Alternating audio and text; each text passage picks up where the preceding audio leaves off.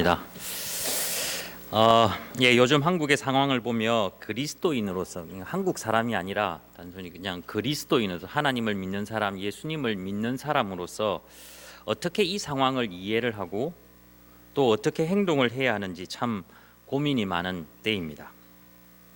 아마 하나님을 믿는 사람은 모두가 다 나라를 위해 기도할 것이며 교회를 위해 기도할 것입니다. 그러면서 잘 되라고 기도하고 또 바르게 되도록 해달라고 우리는 기도를 하지만 잘 되는 것이 무엇인지 혹은 바르게 되는 것이 어떻게 되는 것인지를 보면 사람마다 같지 않다는 것이 제 눈에 보입니다. 정치하는 사람들 보면 정파마다 그리고 신앙인들 사이에서도 다르게 그것이 나타나는 것을 보며 참 마음이 무거워집니다. 똑같은 현실 앞에서 똑같은 현상을 보면서 그 인식하는 차이 때문에 그들이 하는 행동이 다르게 나타납니다. 아무튼지 간에 어찌 되었든지 간에 지금 이때는 이 상황은 이 나라는 상처가 많이 생긴 것 같습니다.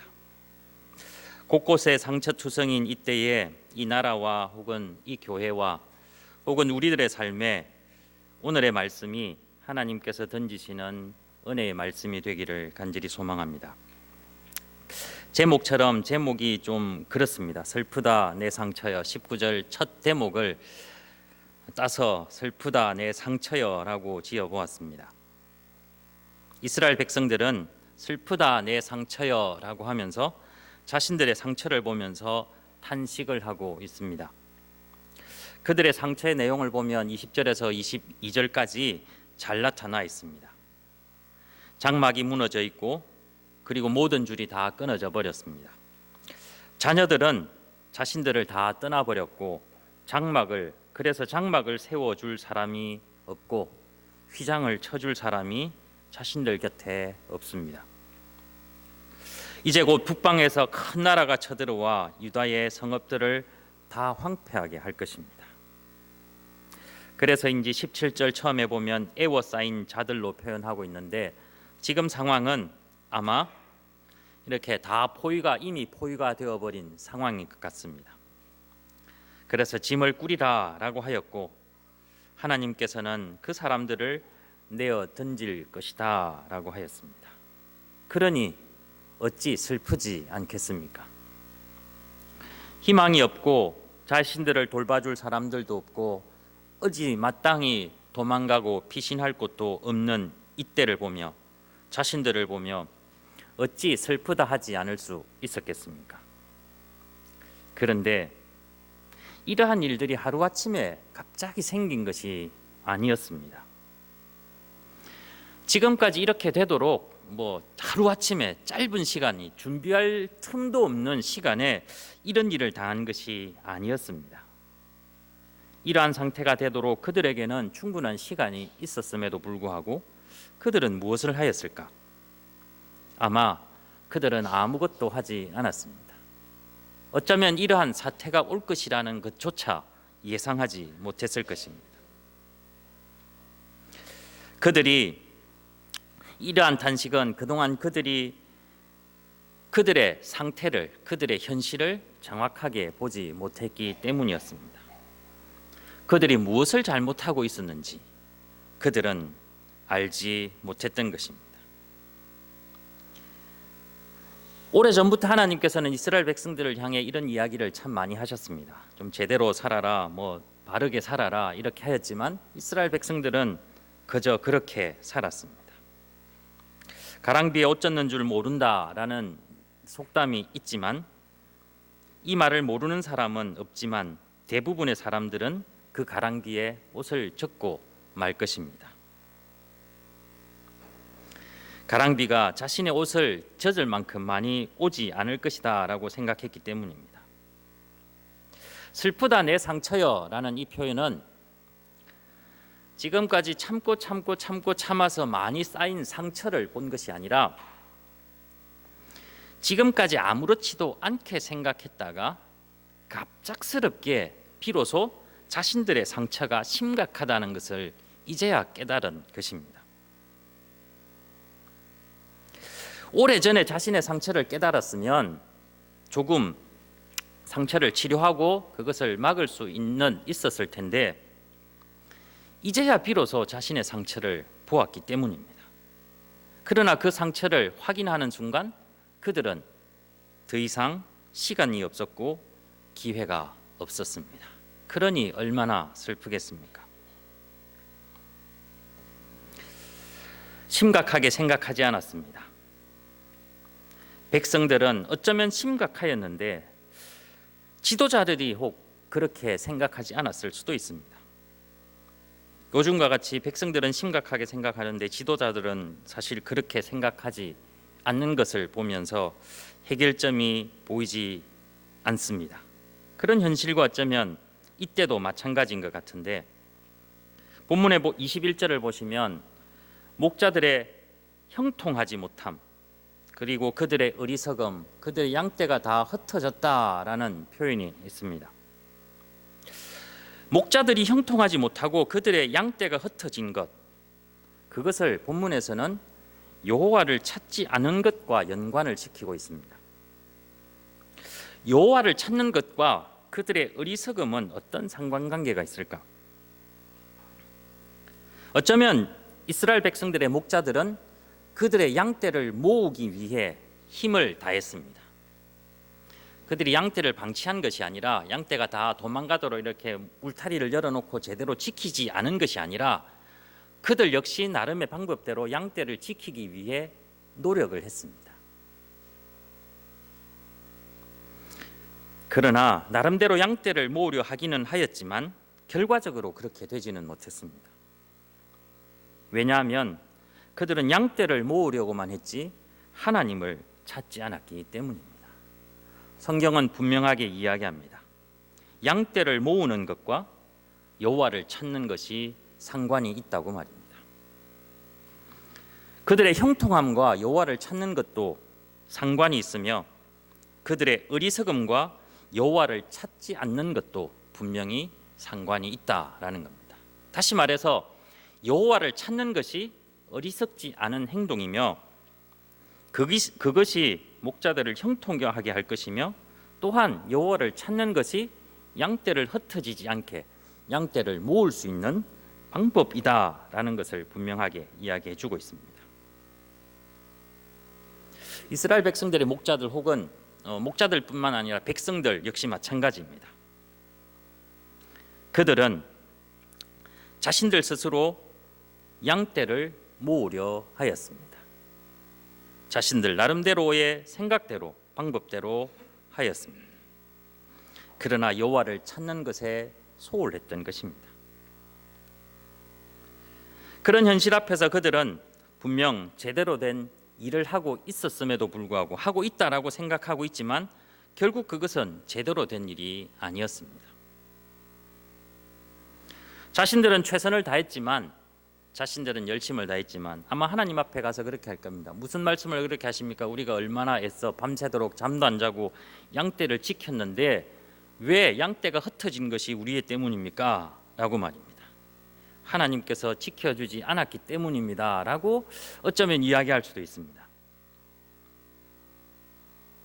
하나님을 찾지 않는다면 우리는 양떼를 지킬 수 없다는 것을 기억해야 합니다.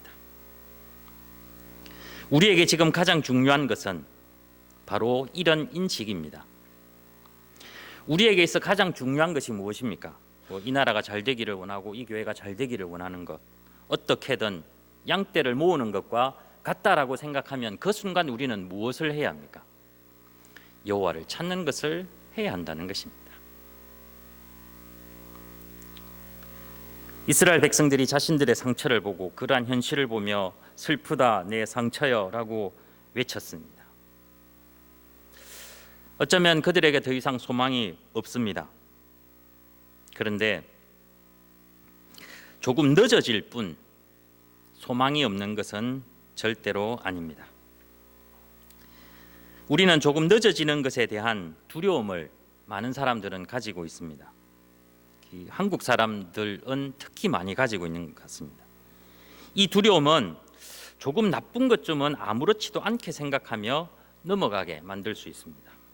예를 들어 한국의 경제 발전, 교회 성장은 세계적으로 자랑할 만하였습니다. 특히 한국이 이렇게 지금 동남아시아에 가보면 우리가 몇십 년 전에 저렇게 살았는데 우리나라가 이렇게 잘 사는 거 보면 얼마나 막 하나님의 축복이다라고 말씀을 하시지 않습니까?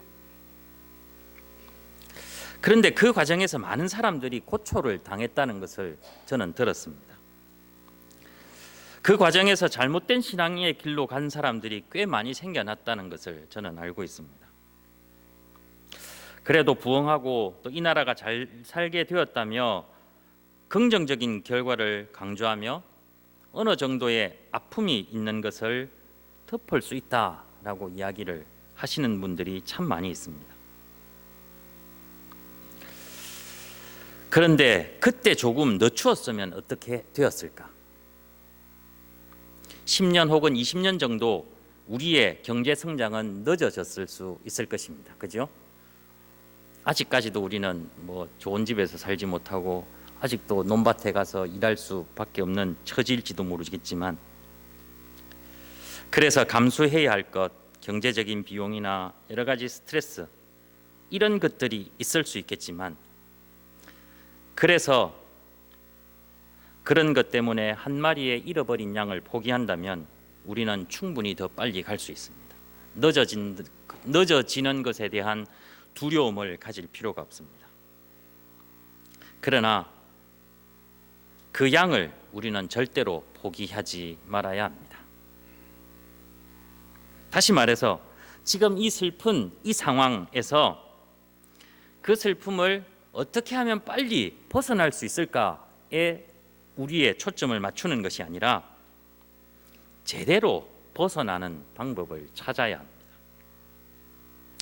조금 늦어지기는 하지만 눈물은 없을 것입니다. 그러므로 이때 다시 한번 우리는 이 현실을 제대로 인식해야 합니다. 물론 그 인식이 해결을 해주지는 않겠지만 어떤 문제나 어떤 슬픔이나 어떤 어려움에 대한 해결의 출발점이 될 수 있기 때문입니다. 그 출발점이 무엇일까? 잠언 20장 24절에 보면 사람이 마음으로 자기의 길을 계획할지라도 그 걸음을 인도하시는 자는 여호와시니라. 그 말씀처럼 오늘 본문에도 사람의 길이 사람에게 있지 않다라고 고백을 합니다. 사람의 길이 하나님에게 있다라는 의미입니다. 내가 알거니와 라고 시작되는데 이 표현은 이전부터 알고 있었지만 너무 빨리 가려 하다가 자기의 길만 생각하다가 중요한 것을 그동안 놓쳐버렸다라는 의미로 이해해도 틀리지는 않습니다. 예전부터 알았지만 너무 빨리 가다 보니 깜빡 잊어버렸고 이제야 비로소 이러한 슬픈 현실을 당하다 보니까 기억이 났던 것입니다. 그렇습니다. 그동안 목자들, 백성들은 양떼가 흩어지지 않기 위해 자신의 길을 선택하여 갔습니다. 자신의 걸음을 스스로 인도하였던 것입니다.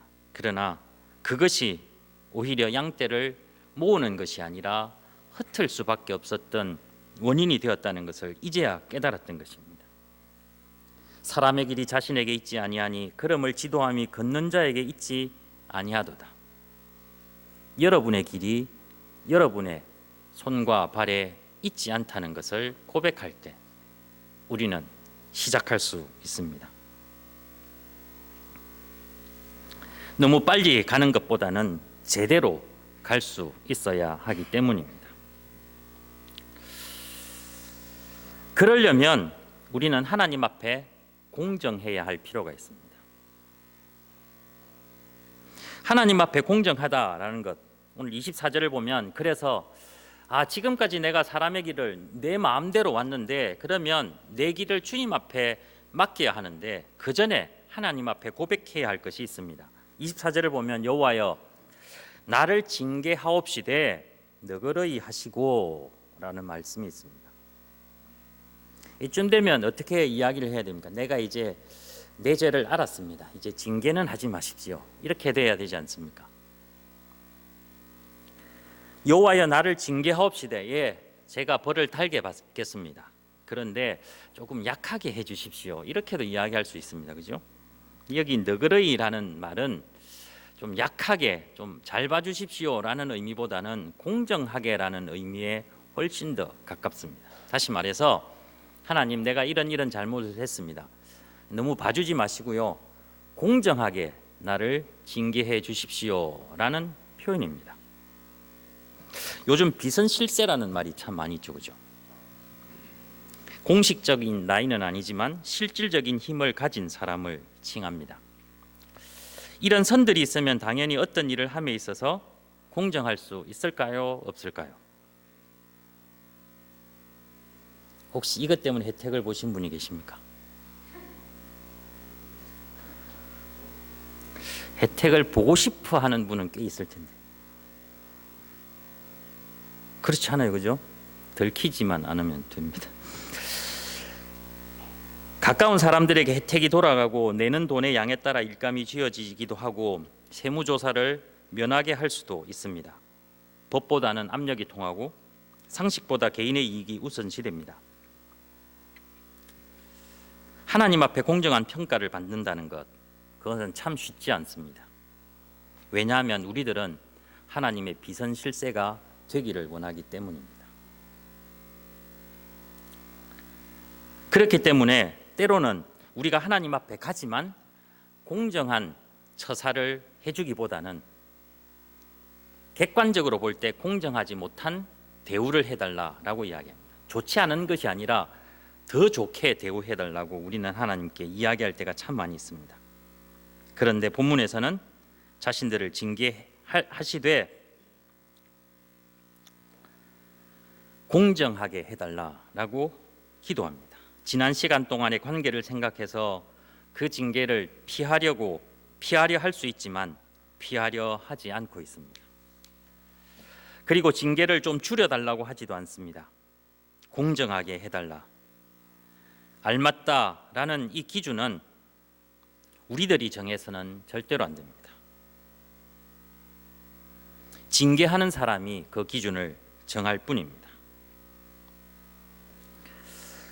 우리들의 생각에는 그런 공정하지 못한 대우를 받아도 될 이유가 참 많이 있습니다. 실세가 되어도 되는 이유들이 얼마나 많이 있는지 아십니까? 우리는 항상 하나님 앞에 공정한 대우를 이야기하고 있지만 우리는 언제나 공정하지 않는 대우를 선호하고 있습니다. 내가 얼마나 오래 다녔고 우리 선친 때부터 다녔고 예전에 뭐 할 때 난 참 열심히 했다. 이런 이야기들은 우리들이 어느 정도 하나님 앞에 비선실세가 되기를 원하고 있다라는 증거입니다. 지난주에 저희 교회 김장을 했습니다. 제가 옷을 갈아입고 권사님들과 김치를 버무렸습니다. 믿어지십니까? 다른 목사님들은 안 해, 저만 했다고 했습니다. 그것 때문에 우쭐하다 그런 이야기는 아닙니다. 제가 이 이야기를 꺼내는 것은 제가 김장할 때 어느 정도 힘을 합쳤기 때문에 1년 동안 김치를 먹을 때마다 우쭐해도 될까요, 안 될까요? 저는 식당에서 김치를 1년 동안 당당하게 먹을 수 있는 자격이 있을까요, 없을까요? 없습니다. 있다라는 분은 비선실세가 되기를 원합니다. 그런 것이 하나님 앞에 우리가 하나님 앞에 공정하고 공정하지 않는 것을 선택하는 기준이 되어서는 절대로 안 됩니다. 그래서 저는 앞으로 식당에서 김치를 먹을 때 절대로 당당하게 먹지는 않을 겁니다. 사실 우리들에게는 두려움이 있습니다. 하나님 앞에 공정하게 선다는 것, 그것이 두렵기 때문입니다. 그것이 어렵기 때문이고 그것이 괴롭기 때문입니다. 무섭기도 합니다. 하나님 앞에 공정하게 우리의 모든 것을 다 내어놓고 선다라는 것은 우리가 한순간에 모든 것을 잃어버릴 수 있다라는 그것을 우리는 인정해야만 합니다. 물론 공정하게 징계를 받겠지만 오늘 본문에서도 주께서 자신이 없어지기까지 하실까 두렵습니다. 내가 주님 앞에 공정하게 서겠다고 했지만 막상 섰는데 하나님 보시기에 나의 잘못이, 내가 받아야 할 징계의 양이 너무나 커서 내가 없어질까, 내가 죽을까, 내가 사라질 만큼의 징계를 받지 않을까 하는 두려움이 스치고 지나간 것입니다. 그래서 19절에도 보면 백성들은 각오를 합니다. 내가 말하노라 이는 참으로 고난이라 내가 참아야 하리로다. 단단하게 지금 벼르고 하나님 앞에 섰습니다. 근데 분명한 사실이 있습니다. 그것이 무엇이냐면 하나님 앞에 모든 것을 내어 던진 사람은 아무리 큰 징계를 받는다 할지라도 은혜를 받을 자격이 동시에 있다는 것입니다. 하나님 앞에 모든 것을 내어놓고 하나님 앞에 공정한 징계를 받겠다고 하는 순간 하나님은 그에게 은혜를 분명히 내리실 것이기 때문입니다. 시험을 감당할 수 있게 될 것이며 징계를 피하지는 않지만 반드시 견디며 참아낼 수 있을 것입니다. 이 말은 하나님 앞에 모든 것을 내어놓으면 하나님께서 우리의 힘을 아시고 우리가 감당할 만큼의 고난을 주시는 것이다 라는 의미가 아닙니다. 어쩌면 그 이상일 것입니다. 그러나 분명 하나님께서는 모든 것을 내어던진 사람에게 피할 길을 주실 것입니다. 감당할 능력을 주실 것이기 때문에 이것이 바로 우리들에게 은혜라는 것입니다. 은혜는 마땅히 당해야 할 고난을 당하지 않게 하는 것이 아닙니다. 내가 받아야 될 벌이 있는데 그 벌을 받지 않는 것이 은혜가 아닙니다. 은혜는 또한 감당하기 쉬운 시험을 받는 것이 은혜가 아닙니다. 은혜는 마땅히 당해야 할 고난을 당함에도 불구하고 동시에 하나님께서 피할 길을 내어주시고 또 헤쳐나갈 능력을 주시는 것, 그것이 은혜이며 감당하기 어려움을 시험을 받음에도 불구하고 주님 앞에 모든 것을 내어놓았을 때 감당케 할 수 있는 능력을 받는 것이 바로 은혜라는 것입니다. 그러므로 우리가 은혜를 사모한다면 우리들의 슬픈 상처를 보면서도 동시에 우리가 은혜를 사모한다면 우리는 우리가 받아야 할 마땅한 징계를 두려워하지 말아야 합니다. 내가 받아야 할 벌을 두려워하지 않고 주님 앞에 공정하게 설 때 비록 우리는 상처 입은 몸으로 서 있지만 하나님의 은혜가 그 가운데 있기 때문입니다. 우리들의 상처가 여러분들은 보이십니까? 보인다는 것은 이제 비로소 슬퍼할 수 있다는 것이며 슬픈 현실을 인식하고 있다는 의미입니다. 이제 이런 현실을 부정하고 피하거나 외면하는 것으로 이 현실을 극복하려 하지 말아야 합니다. 앞으로 우리들은 견뎌야 할 고난이 남아 있습니다. 그러나 분명한 것은 그 상처가 은혜가 될 수 있다라는 것입니다. 하나님 앞에 섰을 때 항상 공정한 판단을 받기를 두려워하지 마십시오.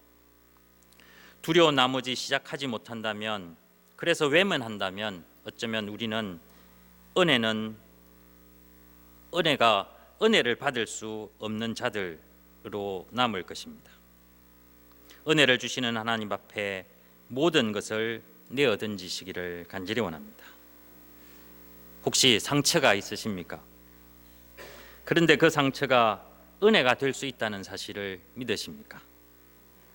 저는 믿습니다.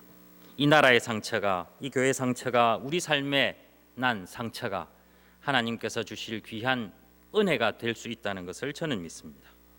여러분들의 삶에도 이 상처에도 불구하고 은혜로 가득한 삶이 되기를 간절히 소망합니다.